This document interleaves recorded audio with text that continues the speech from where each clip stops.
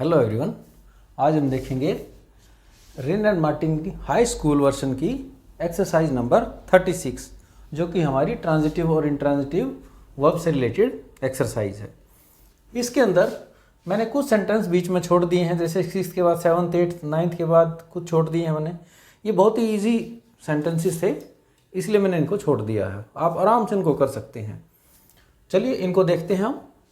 First sentence है मेरा, the sun shines brightly. ठीक है, अब मुझे देखना है कि मेरी वर्ब कौन सी है यहाँ पर। शाइन्स मेरी वर्ब है यहाँ पर। अब शाइन क्या कर रहा है यहाँ पर, मेरा सब्जेक्ट ही शाइन कर रहा है। और मोरओवर इस सेंटेंस के अंदर मेरे पास ऑब्जेक्ट है भी नहीं, कि मेरी वर्ब अगर ऑब्जेक्ट की तरफ अपना एक्शन ट्रांजिट करती है, यानी वर्ब का जो एक्शन है वो ऑब्जेक्ट की तरफ अगर जाता है तो वो ट्रांजिटिव हो जाती है। तो यहाँ पर ऑब्जेक्ट है भी नहीं, सब्जेक्ट है, वर्ब है और ब्राइटली मेरी एडवर्ब है शाइन की, कि वो कैसे शाइन करता है। तो ऑब्जेक्ट है ही नहीं यहाँ पर, तो यहाँ तो वैसे भी क्लियर है। और शाइन मेरा सब्जेक्ट ही कर रहा है, तो इसलिए ये वाला पोर्शन मेरा क्या हो जाएगा, सेंटेंस ये हो जाएगी मेरी इंट्रांजिटिव यूज ऑफ वर्ब।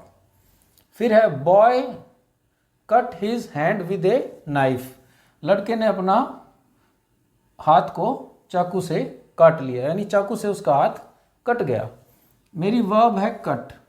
अब देखो पहला स्टेप क्या होता था, हम देखते थे कि सब्जेक्ट ही एक्शन करने वाला होता है, फिर एक्शन किस पर होता है फिर हम देखते हैं। तो कट तो बॉय ने ही किया है, लेकिन कट क्या हुआ है, बॉय कट हुआ है या हैंड, हैंड कट हुआ है। यानी यहाँ पर मेरा ऑब्जेक्ट क्या है, हैंड मेरा ऑब्जेक्ट है, तो कट हुआ है हैंड। तो ऑब्जेक्ट के ऊपर मेरा वर्ब का एक्शन ट्रांजिट हो जाता है, ट्रांसमिट आगे हो जाता है। तो ये हो जाएगा मेरा ट्रांजिटिव केस। ठीक है, the clock stopped this morning. घड़ी आज सुबह रुक गई। वर्ब मेरी क्या है, स्टॉप्ड, ये मेरी वर्ब है यहाँ पर। ठीक है, अब अगर मैं वैसे भी देखूं तो इसके अंदर मेरे पास फिर से ऑब्जेक्ट है ही नहीं यहाँ पर, अगर मैं देखता हूं तो। ठीक है, तो सब्जेक्ट क्या है मेरा, क्लॉक है, तो स्टॉप क्या हुआ है, क्लॉक स्टॉप हुई है, तो एक्शन कहाँ मेरा वापिस सब्जेक्ट पर ही चला जाता है। तो मेरी वर्ब इंट्रांजिटिव यूज में आ जाती है यहाँ पर। The policeman blue his whistle. कि पुलिसमैन ने अपनी जो विसल थी उसके पास सीटी थी वो बजाई। वर्ब क्या मेरी, ब्लू। ठीक है, किसने बजाई, पुलिसमैन ने बजाई। अब बजी क्या, विसल बजी या पुलिसमैन बजी, क्या विसल बजी, तो यानी एक्शन आगे ट्रांजिट मेरा हो गया। तो ये ट्रांजिटिव वर्ब की तरह आ गई मेरी यहाँ पर blue. The sun rises in the east. देखिए इसमें क्या है, सन मेरा सब्जेक्ट, राइजेज मेरी वर्ब। तो मेरा राइज क्या होता है, सनराइज होता है या कुछ ईस्ट राइज होता है, ईस्ट राइज नहीं होता है, सन ही राइज होता है।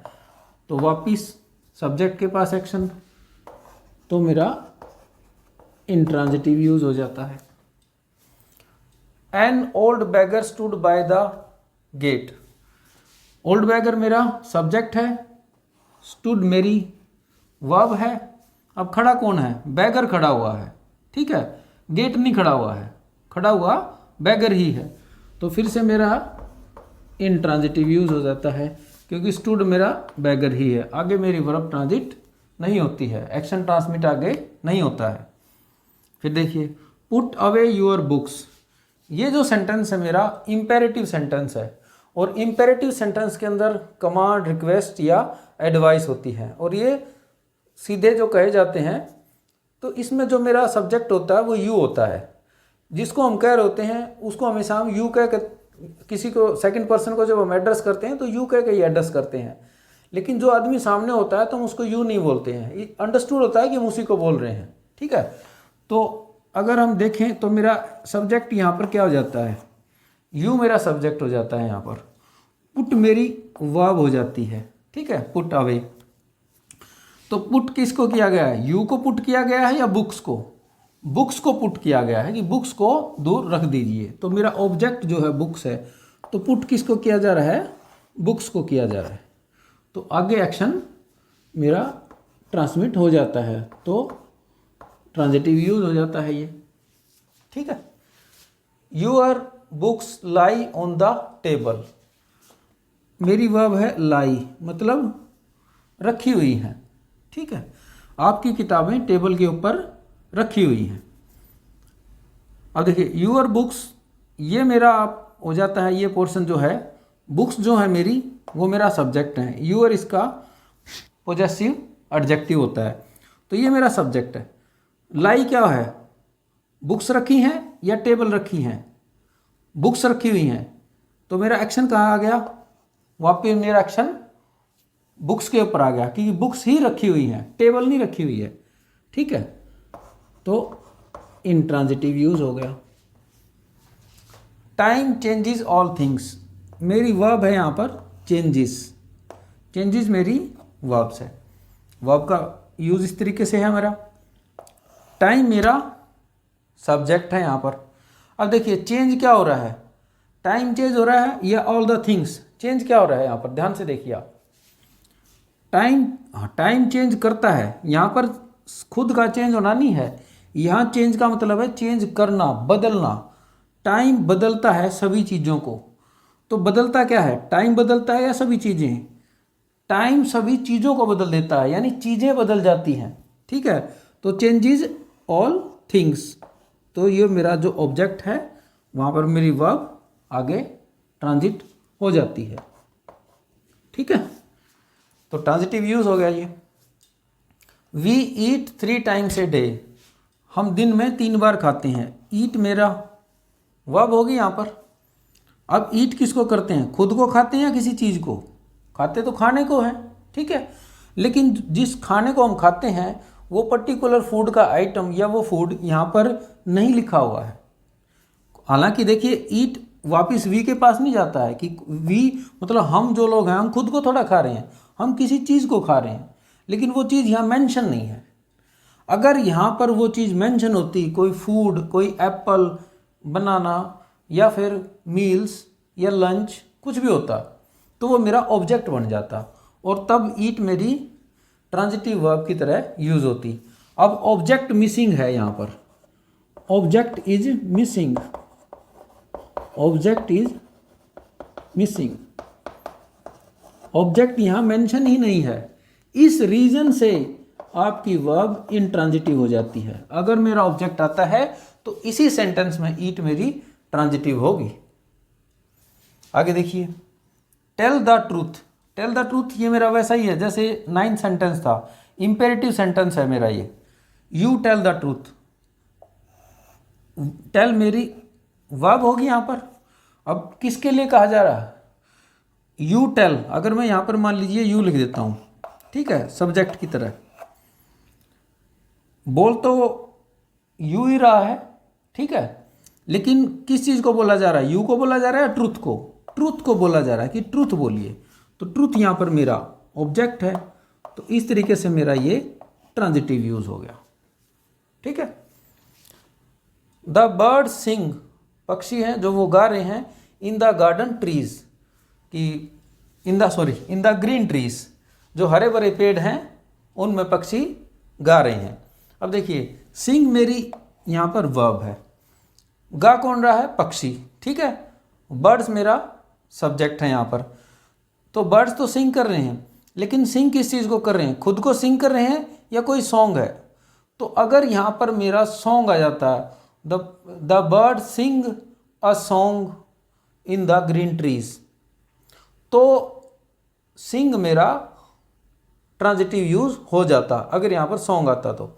लेकिन यहाँ पर ऑब्जेक्ट मिसिंग है, ऑब्जेक्ट दिया ही नहीं गया है, तो पक्षी खुद को तो नहीं गाते हैं, वो गा रहे हैं कुछ ना कुछ गाना, ठीक है। तो वो ये क्या हो गया मेरा केस, ये सेम वही केस होगा यहाँ पर, जैसे वो खा तो रहे हैं किसी चीज़ को, लेकिन वो ऑब्जेक्ट यहाँ पर दिया नहीं गया है। वो सिंग तो कर रहे हैं लेकिन वो चीज़ आगे दी नहीं हुई है। तो इसमें भी अगर मैं देखता हूँ तो मेरा वही हो जाता है, मेरा ऑब्जेक्ट मिसिंग है यहाँ पर, इस वजह से ये मेरा सेंटेंस इंट्रांजिटिव यूज में हो जाता है वर्ब के, ठीक है। 19 देखिए, the little bird hoped, hoped का मतलब होता है उछलना, ठीक है, कि छोटा पक्षी है वो ऐसे उछला कूदा, अबाउट मतलब जहाँ पर भी था उसके आसपास, एंड सैंग, और उसने गाना गाया। देखिए होप्ड मेरी एक वर्ब है यहाँ पर और दूसरी वर्ब है मेरी सैंग, यहाँ पर दो वर्ब हैं। अगर मैं फर्स्ट वर्ब को देखता हूँ तो लिटिल बर्ड मेरा सब्जेक्ट है और होप्ड मतलब वो उछला कूदा। तो उछला कूदा कौन? पक्षी खुद ही उछला कूदा है, कोई चीज़ उसने उछल कूद नहीं की है कि किसी चीज़ को उछलाया उसने, वो खुद ही उसने हॉपिंग की है। हॉपिंग का एक्शन वो खुद कर रहा है, ठीक है। जैसे सी रन्स, वो खुद ही दौड़ रही है, खुद दौड़ती है, ठीक है। तो हॉपिंग बर्ड कर रहा है, तो ये तो मेरी इंट्रांजिटिव होगी क्योंकि एक्शन वापिस बर्ड ही कर रहा है। दूसरी जो मेरी वर्ब है सैंग, उसके लिए मेरे पास आगे ऑब्जेक्ट ही मिसिंग है। तो सैंग ए सॉन्ग होता, अगर कोई ऑब्जेक्ट होता तो फिर वही है। इस पोर्शन के लिए ऑब्जेक्ट मेरे पास मिसिंग है और इस पोर्शन के लिए एक्शन बर्ड के ऊपर आ गया है। तो दोनों केसेस के अंदर मैं देखता हूं तो मेरा इंट्रांजिटिव यूज हो जाता है। नेक्स्ट देखिए, माई न्यू वॉच, मेरी नई घड़ी, does not keep, negative sentence है, कीप मेरी यहाँ पर वर्ब हो जाती है। गुड टाइम, गुड टाइम मेरा ऑब्जेक्ट हो जाता है। तो कीप मतलब समय रखना यानी समय दिखाना। तो नई घड़ी ये मेरा हो गया सब्जेक्ट। अब क्या दिखाया जा रहा है? कीप का मतलब रखना, लेकिन यहाँ हो जाएगा दिखाना कि समय दिखाती है। तो दिखाना क्या है? घड़ी को दिखाना है या टाइम दिखाना है? घड़ी क्या दिखाती है? टाइम दिखा रही है। और यहाँ पर नेगेटिव सेंटेंस है तो यानी टाइम को डिनाई कर रही है दिखाने को, यानी जो गुड टाइम है मेरा वो दिखाया नहीं जा रहा है। यानी एक्शन किसकी तरफ मना हो रहा है कि ऑब्जेक्ट की तरफ जो एक्शन होना चाहिए वो एक्शन मना हो रहा है, सब्जेक्ट के लिए नहीं है। दिखाना किसको है? सब्जेक्ट को नहीं दिखाना है, टाइम को दिखाना है। अब आप कहें कि नेगेटिव है, दिखा नहीं रहा है, इसका मतलब एक्शन आगे ट्रांजिट नहीं हो रहा है, ट्रांसमिट नहीं हो रहा है मेरा एक्शन आगे। हाँ, ट्रांसमिट तो मेरा एक्शन नहीं हो रहा है, वो मना कर रहा है। लेकिन जो गुड टाइम मेरा ऑब्जेक्ट है, इसी के अकॉर्डिंग तो मेरा टाइम का दिखाना है नहीं दिखाना है। यानी जो भी होगा, टाइम दिखाना हो चाहे ना दिखाना हो, वो मेरी वर्ब एक्शन किस तरफ इंडिकेट करेगी? इधर एक्शन होगा या इधर एक्शन नहीं होगा, ऑब्जेक्ट के अकॉर्डिंग। तो इस तरीके से ये मेरा ट्रांजिटिव यूज हो जाता है, क्योंकि जो दिखाना है वो किसी भी सेंस में घड़ी का दिखाना नहीं है कि मैं घड़ी दिखा रहा हूँ। घड़ी नहीं दिखा रहे हैं आप, घड़ी टाइम को दिखा रही है, घड़ी खुद को नहीं दिखा रही है। तो खुद को दिखाना तो कैंसिल हो ही जाता है। उसके बाद जब मेरे पास ऑब्जेक्ट है तो डेफिनेटली वर्ब का एक्शन आगे ही जाएगा। वो अलग बात है कि नेगेटिव सेंटेंस होने की वजह से वो एक्शन डिनाई हो रहा है, बट एक्शन ये बताया जा रहा है कि आगे एक्शन ट्रांसमिट यहाँ होना चाहिए, लेकिन वो नहीं होता है, ठीक है। तो इस तरीके से आपका सेंटेंस ट्रांजिटिव यूज में हो जाता है वर्ब के, चाहे बेशक नेगेटिव हो, ठीक है। ध्यान रखिए, आगे ऑब्जेक्ट के साथ वर्ब का कनेक्शन होना चाहिए, बेशक वो नेगेटिव क्यों ना हो, डिनाइड क्यों ना हो, सेंटेंस आपका ट्रांजिटिव होगा, ठीक है। So I hope these are clear to you. So thank you for watching.